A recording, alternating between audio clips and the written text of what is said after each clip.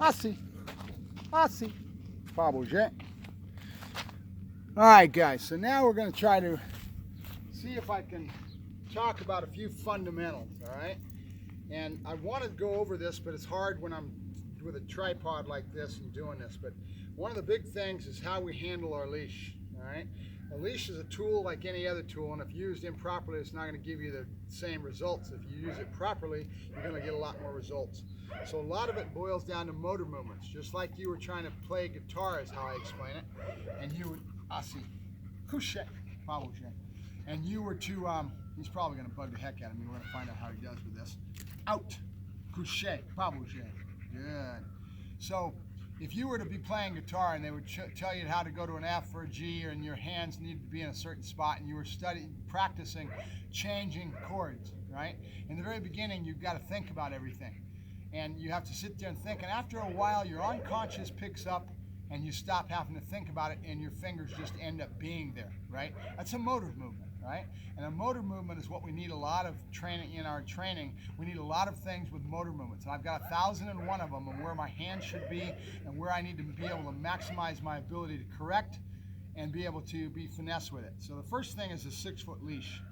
We have our thumb in the loop. The reason for that is if the dog takes off, I'm naturally going to grab it and it's there. In an emergency, though, I can let it go and it's going to take off and go. Here's what most people do. Most people put their hand in it, they get all bundled up, and they're trying to control the dog with tension because they think in their world that's how you manage a heavy bag of potatoes or some kind of large weight. And that's what most people instinctively want to do. They want to control this. And you can't do that because you end up facing what's called opposition reflex. When you pull on the dog, he wants to pull the opposite way. It's a very natural thing. When you use a harness on a dog, you see a sled dog as an example, they pull into that harness. That's that opposition reflex. It's a very natural thing for a dog.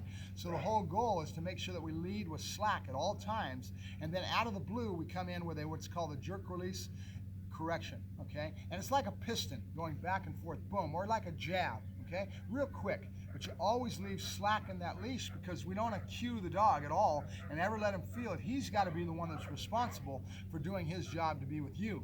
And so if you always leave the dog with slack and then you give a little tap, you can give a little small tap, you know, just barely touch it, or I can give a big heavy one. You have the control, okay? And it's all about that control factor in your hands, right? So thumb in the loop, and I have to 6 foot of leash, so I need to put extra slack into my hands, right? And the bottom line is that everybody has a different arm length, torso, everything is different. So you have to find that slack ratio that's just perfect for you, right? And that slack ratio should be when you give a jerk release, you should hit maximum force point, being able to achieve maximum force point if you need to, if you want to.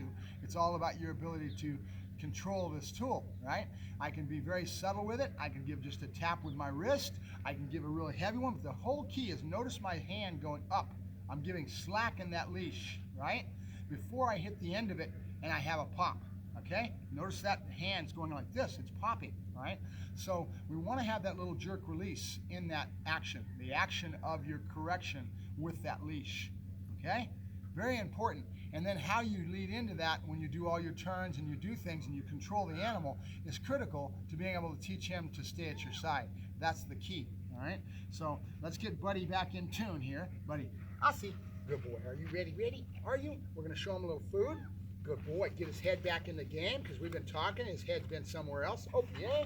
Good boy. Good. Thumb in my loop, slack in my right hand, and then I relax that right arm and I have a nice loop of slack. See that nice loop of slack there? That is important. Then I have my left hand and I can have this intermittently in between here. I don't lead all the time. I don't try to control the dog and put tension in that leash. I leave slack in that leash all the time. And then I learn to have the proper jerk release corrections out of the nowhere that the dog can get adept to understanding, right? We don't want to cue the dog with any tension. So if I do a turn as an example, and I do a turn and I put tension in that leash, he can feel, see that? He can feel that, just even the very subtle thing. We want him to be able to understand and feel that slack ratio. But we want to teach him to give to pressure. So when he feels this, he moves. So if I do this, opie, good. Opie, good. He wants to move over. but I've trained them to move over. That's the point. Okay, so thumb on the loop, slacken my right hand, relax, loops down to right about my ankles. I stand up nice and straight. My hands are here when I start. Then I give my hand signal command for heel is left swept out, and I step off with my left foot first.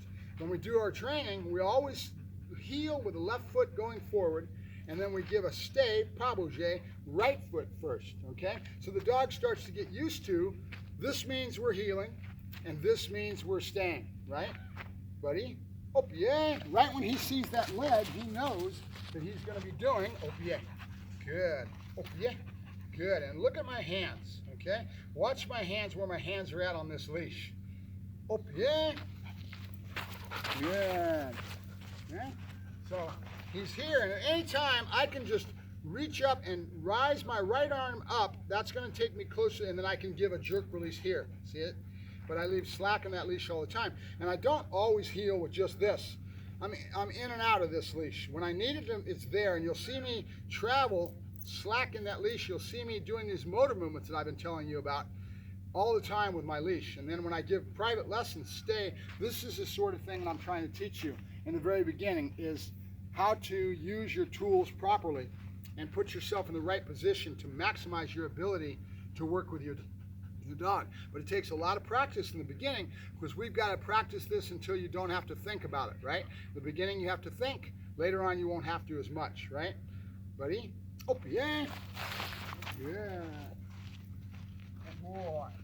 So that's our little lesson today. I'm going to see if I can go over more of these. Oh yeah. Good. Good. Buddy? Yes, good boy. Good boy. Good. Reward placement. We talked about that before too. Where's that reward at? What does it cause in your obedience? Out. That accents. Yes, good boy. What we want, right? Out. A good example of what reward placement's all about is this. Oh yeah. Good. If I heel with the ball right here all the time, what's going to happen with the dog? He's going to wrap around my body and be in my way all the time. So where you put this reward is important. That's why you see us doing things out. Oh yeah. Good. Like this, where we ask the dog to pay attention to us and not pay attention to this object. Notice where his head's at. He's looking at me, not this toy. Yes, good boy. So that's important, right? Reward placement. We'll go over that later, but I wanted to show you some of that leash handling skill and go over that. And I'm going to do more of this as I go along, trying to accent this on video, which is a little tough sometimes, how we do these exact type stuff out to do our obedience. Couche, pas bouger.